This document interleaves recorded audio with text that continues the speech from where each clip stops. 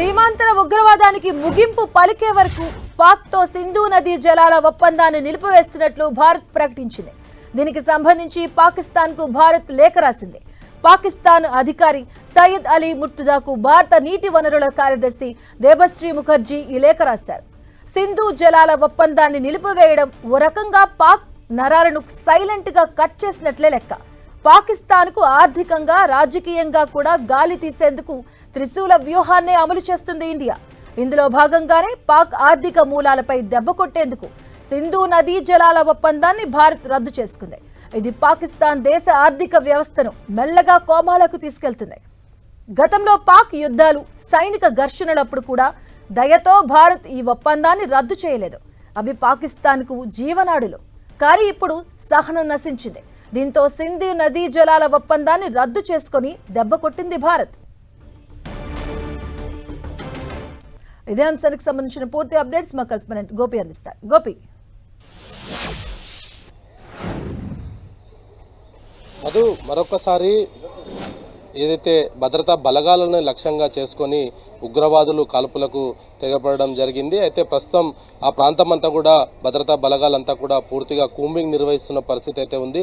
జమ్మూ కాశ్మీర్లో ప్రశాంత వాతావరణాన్ని తీసుకొచ్చే దిశగానే ప్రస్తుతం భద్రతా బలగాలంతా కూడా అణువణువు జల్లడపడుతున్న పరిస్థితి అయితే కనపడుతుంది. నిన్న ఒకరోజే 4,000 మంది పర్యాటకులు రిటర్న్ తిరిగి వాళ్ళ గమ్యస్థానానికి వెళ్ళిపోవడం జరిగింది. గతంలో ఎన్నడూ లేని విధంగా జమ్మూ కాశ్మీర్కి ఈ సమ్మర్ వెకేషన్స్ లో పర్యాటకులు వస్తున్న నేపథ్యంలో ఈ ఘటన తర్వాత పర్యాటకులంతా కూడా ఒక భయాందోళనలో గురి అయిన పరిస్థితి అయితే కనపడుతుంది. మరి ఈ నెల ఆఖరిలో చార్ధామ్ కు సంబంధించిన యాత్ర కూడా ఉన్న నేపథ్యంలో పూర్తిగా కాశ్మీర్ ప్రాంతాన్ని అంతా కూడా పూర్తిగా జల్లడపడుతున్న పరిస్థితి అయితే కనపడుతుంది. ఉగ్రవాదుల కదలికలు ఏవి కూడా లేకుండా చేసే విధంగా ప్రస్తుతం త్రిశూల వ్యూహాన్ని అయితే అమలు చేస్తున్నారు. ఇటు వాయుసేన, అదే విధంగా ఇండియన్ ఆర్మీ, నేవీ ముగ్గురు కూడా దీనిపైనే కసరత్తు చేస్తున్న పరిస్థితి ఉంది. పాకిస్తాన్ ని పూర్తిగా ప్రపంచ దేశాల మధ్యలో ఒక దోషిగా నిలబెట్టాలన్న ఉద్దేశంతో భారత్ ప్రస్తుతం ఆ దిశగా అడుగులు వేస్తున్న పరిస్థితి అయితే కనపడుతుంది. అయితే ఏదైతే ఈ యొక్క దాడికి పాల్పడ్డారు 26 మందిని హతమార్చిన తర్వాత ఉగ్రవాదులు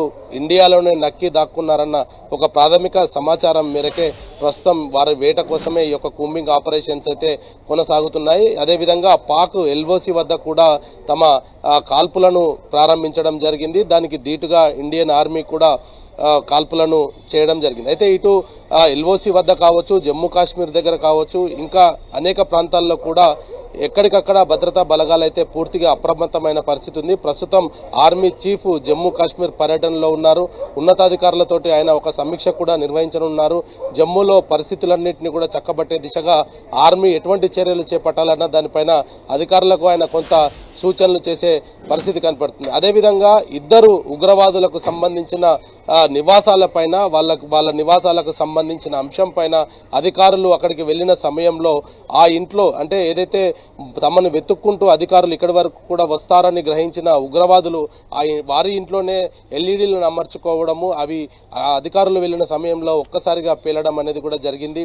ప్రస్తుతం ఆ ఇండ్లు కూడా పూర్తిగా ధ్వంసమైన పరిస్థితి అయితే చూసి వచ్చాం. ఓవరాల్ గా ఇటు భారత్లో ఏదైతే పహల్గామ్లో ఉగ్రదాడి జరిగిన తర్వాత భారత్ నుంచి కూడా పూర్తి స్థాయిలో పాకిస్తాన్కి అనేక సేవల్ని కూడా నిలిపివేయడం జరిగింది. సింధు జలాల అంశం కావచ్చు, అదేవిధంగా వీసాలకు సంబంధించి కూడా ఈ నెల 27 వరకు గడువు ఇవ్వడం జరిగింది. మెడికల్ వీసాలకు మాత్రం 2 రోజులు గడువును పెంచుతూ 29వ తారీఖు వరకు గడువునైతే విధించడం జరిగింది. మరొక వైపు దేశంలో వివిధ ప్రాంతాల్లో ఉన్న పాకిస్తాన్లను కూడా గుర్తించాలంటూ కూడా ఆయా రాష్ట్రాలకు కేంద్ర నిఘా సంస్థలు కొంత హెచ్చరికలు కూడా జారీ చేయడం జరిగింది. వారికి సంబంధించిన పూర్తి వివరాలు సేకరించాలి. అదేవిధంగా 27వ తేదీ వరకు వాళ్ళ వీసా గడువు ముగుస్తుండటంతో ఆ తర్వాత ఎవరైనా అక్రమంగా ఉంటే వాళ్ళందరినీ కూడా గుర్తించి ఇమిగ్రేషన్ ద్వారా సమాచారాన్ని సేకరించి వాళ్ళందరినీ కూడా తిరిగి పాకిస్తాన్ కు పంపే ఏర్పాట్లు చేయాలనేది కూడా భారత ప్రభుత్వం ఆయా రాష్ట్రాలకు చెప్పడం జరిగింది. గోపి, ఒకసారి హోల్డ్ లో ఉండండి.